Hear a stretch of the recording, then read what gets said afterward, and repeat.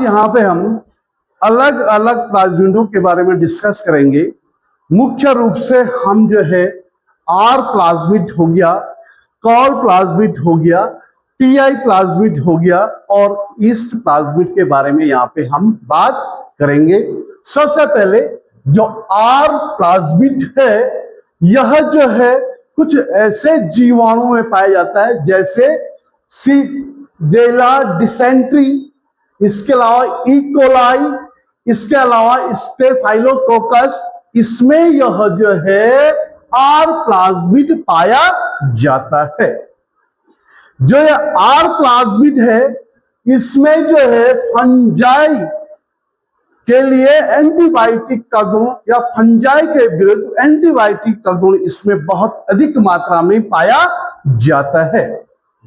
इसमें जो डीएनए होता है, डीएनए द्विरुजुकी होता है।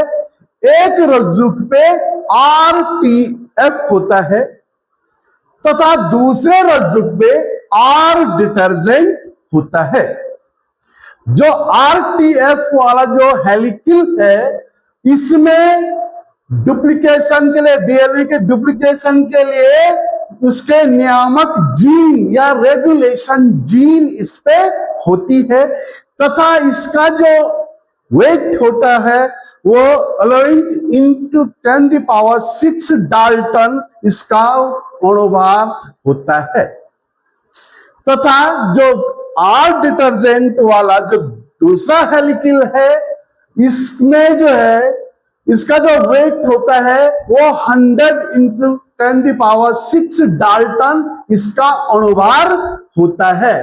इसके अलावा जो ये वाला हिस्सा होता है आर डिटर्जेंट वाला, ये जो है एंटीबायोटिक प्रतिरोधी जीन इसमें पाया जाता है। आपको ध्यान ये देना है, आरटीएफ वाला जो हेलिकल है, इसमें जो है डुप्लीकेशन, डीएनए के डुप्लीकेशन के लिए रेगुलेशन जीन इसमें पाई जा रही है तथा जो आर डिटर्जेंट वाला है, इसमें जो है एंटीबायोटिक प्रतिरोधी जीन इसमें होता है।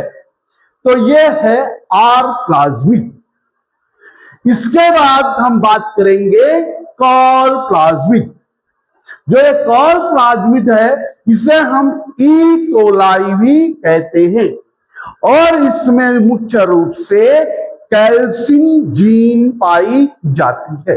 आपको ध्यान नहीं देना, बार बार एग्जाम में पूछा जाता है ई कोलाई में कौन सी जीन पाई जाती है, आप क्या बोलेंगे? कैल्सिन जीन इसमें पाई जाती है। जो ई कोलाई है, इसका मुख्य कार्य जो है, जो जीवाणु का जो स्पेम होता है उसकी वृद्धि को और रोकने का कार्य करता है।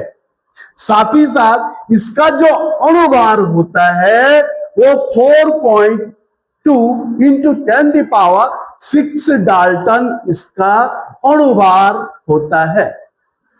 इसके अलावा यह जो है जो कॉल प्लाज्मिड है, इसका उपयोग हम जो है बैक्टीरियोसिनोजेनिक भी इसको कहते हैं और यह जो है प्लाज्मिड, जो बैक्टीरियोसिनोजेनिक प्लाज्मिड भी इसको हम कहते हैं। इसका उपयोग जो है हम जो है डीएनए रिकॉम्बिनेशन में तथा रिप्लिकेशन में एवं जो है विभिन्न शोध कार्यों में, लेबोरेटरी में इस कॉल प्लाज्मिड का बहुत ज्यादा उपयोग हम करते हैं।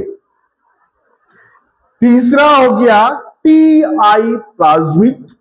जो टीआई प्लाज्मिड है, यह जो है क्राउन गॉल ट्यूमर के लिए जिम्मेदार होता है और यह क्राउन गॉल ट्यूमर जो है, जो द्विबीजपत्री पादप होते हैं, डाइकॉट वाले जो प्लांट्स होते हैं, उनमें होने वाला एक रोग है जिसका नाम है क्राउन गॉल ट्यूमर और यह भी जो है प्लाज्मिड के द्वारा होता है, टीआई प्लाज्मिड के द्वारा होता है और यह है एग्रोबैक्टीरियम ट्यूबिफेसियंस। जो इसका कारक है वो है एग्रोबैक्टीरियम ट्यूबिफेसियंस के द्वारा यह क्राउन गॉल ट्यूमर होता है। यह जो है, यह बैक्टीरिया या जो प्लाज्मिड जब जो है द्विबीजपत्री पादप की कोशिका में पहुंचता है, तो कोशिका में पहुंचने पर यह अपना डीएनए उस पादप कोशिका में प्रविष्ट करा देता है। जो ही इसका डीएनए द्विबीजपत्री पादप की कोशिका में प्रविष्ट करता है तो यह जो है उसके डीएनए के जो है छोटे छोटे खंड हो जाते हैं और ये खंड क्या करते हैं, पादप कोशिका में जो नियंत्रित रूप से कोशिका विभाजन होता है उसको, उस नियंत्रण को हटा देते हैं, जिससे पादप कोशिकाएं अनियंत्रित रूप से उनमें कोशिका विभाजन शुरू हो जाता है। जब अनियंत्रित रूप से उनमें कोशिका विभाजन होता है तो एक स्थान पे कोशिकाओं का बड़ा झुंड तैयार हो जाता है, जिससे उस स्थान की कोशिकाएं उठ जाती हैं और इसे हम ट्यूमर कहते हैं। तो यह द्विबीजपत्री पादपों पे ट्यूमर के लिए या क्राउन गॉल ट्यूमर के लिए यह जिम्मेदार होता है। इसके अलावा जो क्राउन गॉल ट्यूमर है, ट्यूमर को उत्पन्न कर रहा है। अगला है इस बारे में, जो ईस्ट प्लाज्मिड है इसमें जो है किलर पार्टिकल पाए जाते हैं, मारक कण इसमें पाए जाते हैं और इसमें जो आनुवंशिक पदार्थ होता है वो डीएनए न होकर आरएनए होता है।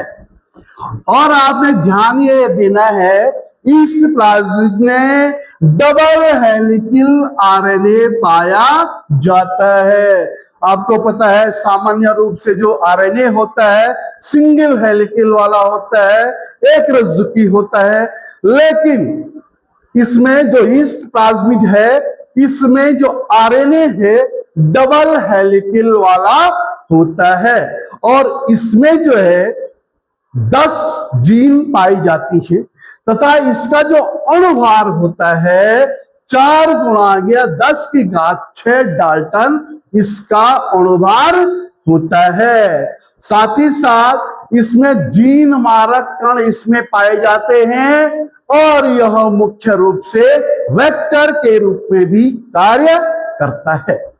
तो यहां पे हमने पहला पढ़ा आर प्लाज्मिड, उसके बाद हमने पढ़ा गॉल प्लाज्मिड, उसके बाद हमने पढ़ा टीआई प्लाज्मिड, उसके बाद हमने पढ़ा ईस्ट प्लाज्मिड।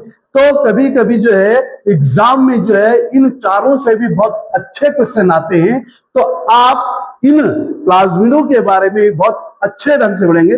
नीट के एग्जाम में भी इससे बहुत सारे क्वेश्चन पूछे जाते हैं। आप अपनी तैयारी को जारी रखेंगे।